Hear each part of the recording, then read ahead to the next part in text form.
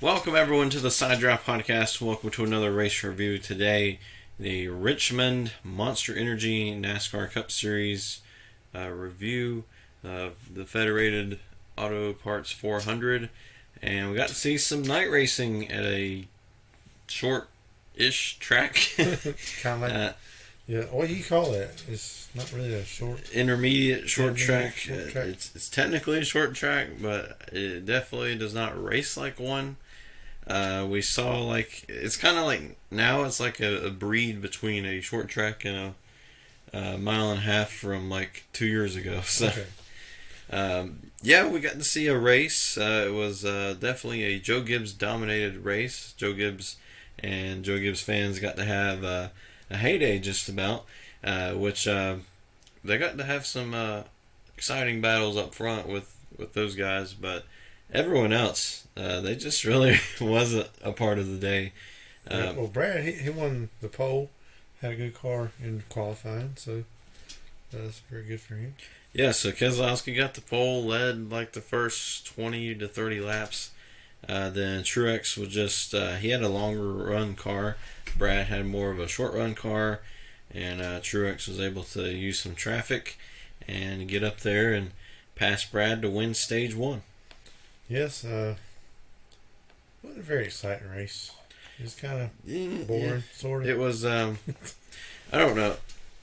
One moment I was like, it's kind of decent. One moment I'm like, not really.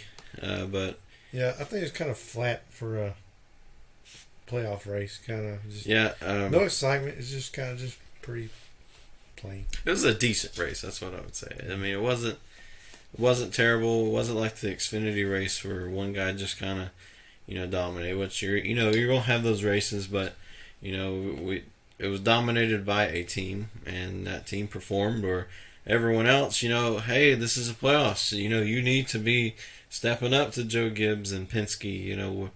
Where are you at? What are you doing? Yeah. But the start stage 2, Kyle Busch won the race off pit road. And then Kyle Busch would lead off the next restart. Then we'll have a caution for Alex Bowman. He would spin because Austin Dillon dumped him. And this is the first time we've seen, well, not really the first time, but we're starting to see a little bit of intensity in some of these teams. Austin Dillon's not a playoff driver, so not playoff drama per se, but Alex Bowman did happen to be in the playoffs, and rough night for Hendrick Motorsports. Yeah, because William Byron and Alex Bowman, they weren't really doing too great. They just kind of marred back in the field and couldn't get a very good handle on the car and kept going like a lap down, and they was fighting for that position to stay on the leading lap and all. And yeah, I believe Alex Bowman got into Austin Dillon at one time and just kind of bumped him a little bit. He didn't like it, and it's funny. Austin Dillon said, "Hey, I don't give a crap if you're in the playoffs or not. You're going around." So I think I was, I don't want to say it was a good move for Austin Dillon, but it gave us something to really something to talk about, something on the podcast. But yeah, we'll see if that continues. I don't think it will, but yeah, because it kind of hurt William Byron a lot because Alex Bowman kind of bumped into Austin Dillon, and Dillon kind of moved up and hit William Byron. So it kind of hurt Byron, and the caution really saved Byron. So yes, Byron had a tire going down because of all that, or a tire rub because of everybody just kind of collided there, and then he was going to need to come into the pits or he was going to spin out, which happened at Las Vegas as well. So we'll see if you're going to tire rub at the Roval. Yeah, I mean, I like the old Richmond. You kind of fight for position. It's real tight racing, and this is a little strung out. It's just crazy battles. Yeah, sort of. We had some battles throughout the field. Keselowski would pit before everyone else, and then Kyle Busch would just kind of just lead. Truex was eating into his lead there, but just wasn't enough. Yeah, with Kyle Busch, out in the clean air, he was real good. he could just run away with the field. But once he got in that dirty air with, he's just hard to get through traffic. I believe Truex had a better car getting through the traffic than anybody else did. Yeah, and to start stage 3, a penalty for Kurt Busch. Definitely not where he wants to be. I believe right now he's underneath the playoff cut line. And, with that spin or crash, really, at Las Vegas, he really needed a good day at Richmond or a good night. And, it just didn't end up happening that way. Yeah, so right now he is 15th with 14 points out. So still doable. Yep. But it's real good to see Ryan Newman up there being competitive in the top 10. So. Yeah, that's one of the battles. I think that was the battle of the night with him and Erik Jones, and then we find out that the battle really didn't mean anything because Erik Jones was disqualified. He had a good run anyway. He come in the playoffs 20-some points back, and then he pretty much gained a lot of that up and almost. He come within 6 points or something, or 2 or 3 points of getting in that above that cutoff, and he kind of lost all that.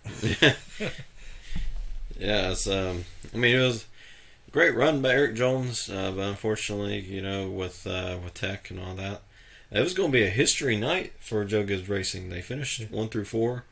That was going to be their first time. I believe the first time a team has ever done that, because I know they mentioned Haas did it in Talladega, but they technically didn't. They were going to, but they didn't. So, still think a team has never, finished 1 through 4. Yeah, it's a tough challenge to really do. And there'd be a caution for the 77 of Sorensen. He'd take it to the garage.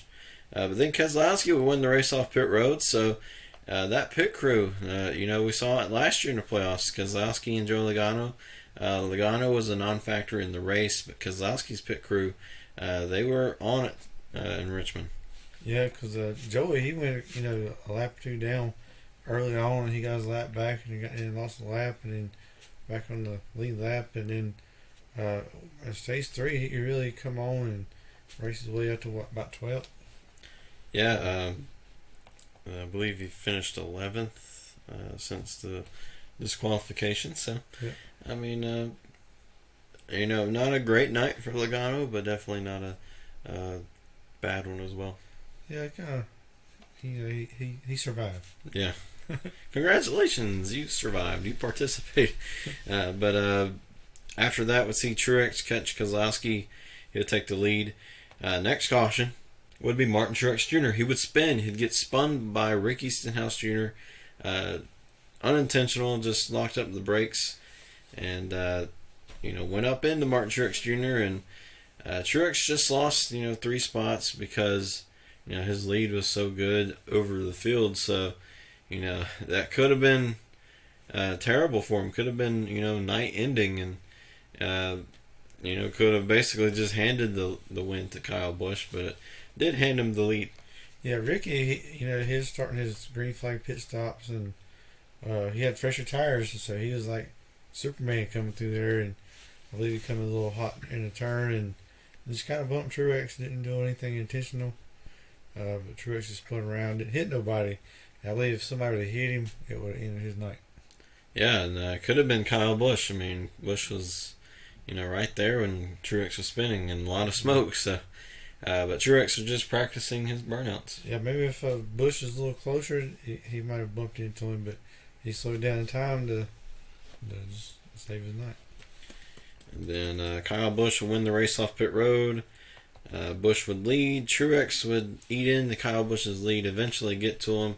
Got to see a great battle, probably the best battle all night for the lead. We've seen a few battles for it, but I think that was really the best one that we've seen. Got a little bit aggressive, but because they were teammates, it wasn't really too aggressive. So, Joe Gibbs didn't want them to wreck each other, but it came really close. I think Kyle Busch tried all he could to hold him off, but it ended up being Martin Truex Jr. So, I gotta say, congratulations to Truex and pretty much the entire Joe Gibbs Racing team, besides maybe the 20. I mean, it was a good try, but unfortunately, that try didn't count for them. Yeah, it's going to be a tough battle, I believe with them in the playoffs because Truex, he's in with them now, and so it's going to be a pretty intense battle between that organization in a whole. Yeah, I think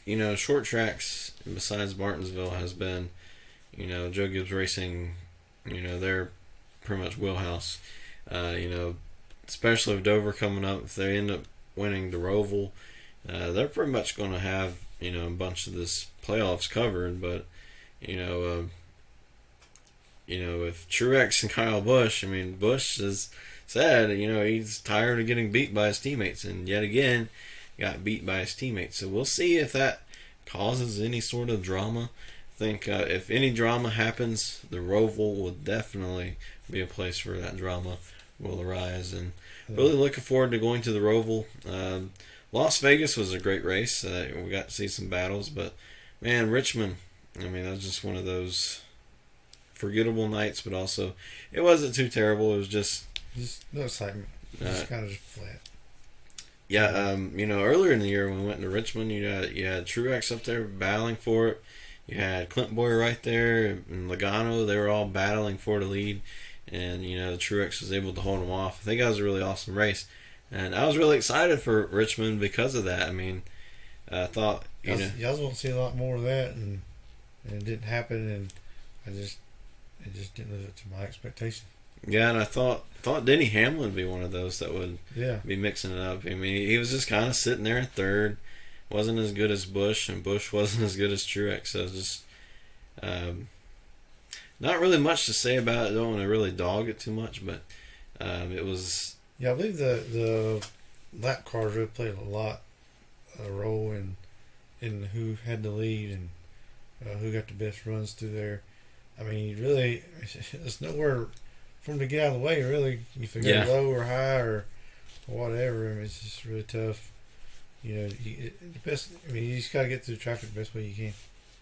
Yeah, but I gotta say, with Truex spinning out and keeping his cool, didn't really go and damage his car to get back at Stenhouse. Just kept his nose down and got back to the lead and took home the win. And he keeps Kyle Busch's winless streak alive, and I think that's the main thing for him. He's got to keep Kyle's winless streak alive. He's got to, no matter how many races he's got to win, no matter how he does it, he's got to always beat Kyle Busch. And I think that's the main thing for Truex. Yes, you got Harvick to beat, Denny Hamlin to beat, but I think his main threat to the title is Kyle Busch. And if you can keep him out of victory lane, keep him from advancing, he could just go to Miami and just take it home. Yes, it's tough, trying to beat everybody else, but trying to beat your teammates is a little tougher sometimes because they got the same equipment, same technology, so it's just who comes out better. Yeah, I think that battle. I know NBC likes to try to get that battle to start, but I think it's going to eventually start, no matter if it's the Roval next week or if it's late. Like at Martinsville, we could have another Martinsville scenario, but instead of Logano, it would be either Kyle Busch and Martin Truex Jr. or maybe Denny Hamlin joins that. But I think right now, Joe Gibbs Racing, their biggest threat would be themselves. So that's going to be the main storyline I'm watching. I know there's a couple other guys that could, easily get to Homestead, win the title, but right now, Joe Gibbs Racing, especially with the 19 team, they're really strong, and they just gotta stay strong. Are they peaking too early? I don't know. It's really hard to tell. This could be a perfect time, but it also could be a horrible time as well. Yeah, the next big question is question mark. Everybody's got marked on their calendar, and that's the Charlotte Roval. Nobody really knows what's going to happen at that race. It's one of the toughest road courses out there, and nobody's really tamed it. Anything can happen. You can go into turn one and go straight. Yeah. And then collect everybody, and then or you could be in third and end up winning. Yeah, So, and the Roval has the new chicane on the backstretch. It is, I don't know exactly the angle of turn, but it's almost a 90-degree angle turn. And then if you go through there too hard, there's no way you're going to get through there without damaging your car. I've went on it on iRacing a couple times, and you're either going to go straight to the wall. There's a chance you might get it stopped, or you're going to fly over the turtle and damage your car. So, turtles are not your friend. they're nice creatures, but don't run over them. Yeah. I believe some of them are going to be painted. I believe they had this thing at Charlotte where some of the kids painted some of the turtles. So, try not to mess up the artwork. Yeah, I know last year, Bubba, he had a tough time going across the turtles, and it was a tough little chicane. Now it's a bigger chicane, and so we'll find out what's going to happen there. Yeah, I'm really hoping we get to see some intensity. I mean, that's what I've been really looking forward to. Las Vegas, we got to see a little bit of it. Richmond, I mean, if this would be a regular season race, I wouldn't have been so negative on it. But man, if we could have swapped out the spring and the playoff race, would have been perfect. Same guy won, but it just seemed like the spring race had more intensity to win. So yeah, it was somebody that was just riding around and just want to maintain their position, didn't want to really, mix it up a little bit. I just wanted to just come out there with a good finish, I guess, and just survive, I guess. But props to Ryan Newman. He tried everything he could to get a win. Yeah. Ended up getting a top 5, so I mean that is beyond expectations, at least. Yeah, he was second, third at one point. So, he's definitely trying. I mean, it's So maybe he'll do well at the Roval, and he'll go into the next round. Yeah. So now Erik Jones is in a must-win situation. He's going to have to go out there, maybe do some strategy, try to get to the front. Now Ryan Blaney got himself in the position because of strategy, and Kyle Busch and Kevin Harvick, they are now locked in, so they can go there and do whatever. So we're going to have a lot of different scenarios, or you're going to have like Martin Truex Jr. He's locked in because of the win. He can also do whatever, and then you got those guys who are really desperate. They're going to try everything they can. They're going to throw everything, including the kitchen sink, and try to get that win. Some guys, they'll try to play it safe, try to get some stage points, and then other people, they will. It's just like last year, Jimmy Johnson.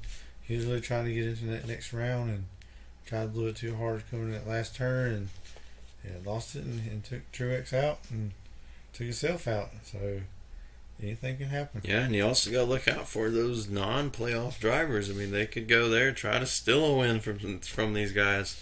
So I don't know. There are a lot of unknowns. Yes, we raced there last year, but still, you never know. What changes the teams have made. Who got better. Over the course of a year at the Roval. It's nothing like Sonoma. It's nothing like Watkins Glen. I mean, you can take bits and pieces from those, but it's going to be a completely different beast from what we've seen. Yeah, it's unique all in itself, and we really enjoyed it last year, and we're looking forward to it. Yeah, so we'll be there, and looking forward to making those race reviews throughout this weekend. So stay tuned. Stay tuned for our Why You Should Vote for Ryan Blaney for Most Popular Driver. They'll be out on Wednesday. And then Fast Picks for the Roval. So really looking forward to it. Really pumped.